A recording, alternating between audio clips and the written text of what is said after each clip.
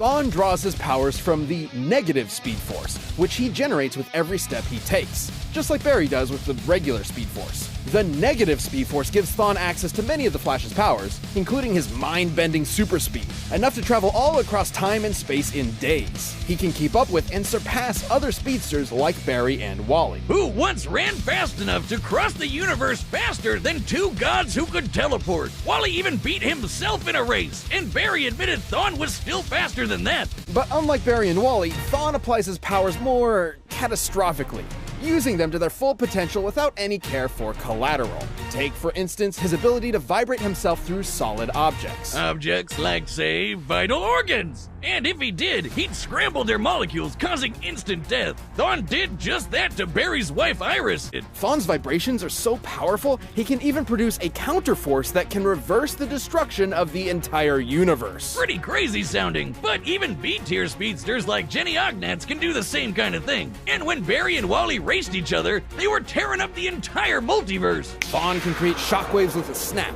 phase into your body and possess you, and even speak at such high speeds that you'll hear his words as though they were your own thoughts. And instead of stealing your speed like other Flashes, he can steal your time. Yeah, Thawne can yoink decades from your life and age you 80 years in just a few seconds. But Thawne's greatest ability is his unmatched skill at time travel, and he uses this expertise to be as petty and cruel as humanly possible. Thawne wasn't a dummy. He knew that if he went back in time to kill Barry before he got his powers, he'd erase himself from the time stream too. So instead, he'd just make Barry's life suck as hard as he could. Actually, Thawne was just inside the time stream when Barry initiated Flashpoint, which rewrote the universe while Thawne was technically disconnected from it.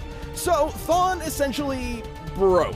Literally, figuratively, mentally, physically, temporally. More specifically, he became a living paradox, a being without a past or future, literally without continuity. Not only did this mean he'd be unaffected by changes to his past, it made him effectively immortal. Stabbed in the chest by evil Batman, vaporized by Iris in some sweet, sweet payback, or getting Dr. Manhattan by the big blue god dog himself, Thawne was always reborn, unable to stay dead. But more than anything, it made him immune from consequences. Unlike Barry, whose changes to time could destroy all of reality, Thawne could do whatever he wanted. He was impossible to stop, with no reason to hold back. He's survived a hit from Barry while he had the entire Speed Force absorbed into him, and even Wally's infinite mass punch, which has the mass of a white dwarf star. A white dwarf is essentially the remains of a star's ultra-dense core, which has a mass of over 2 octillion tons. And he took one of those to the noggin and just took a nap.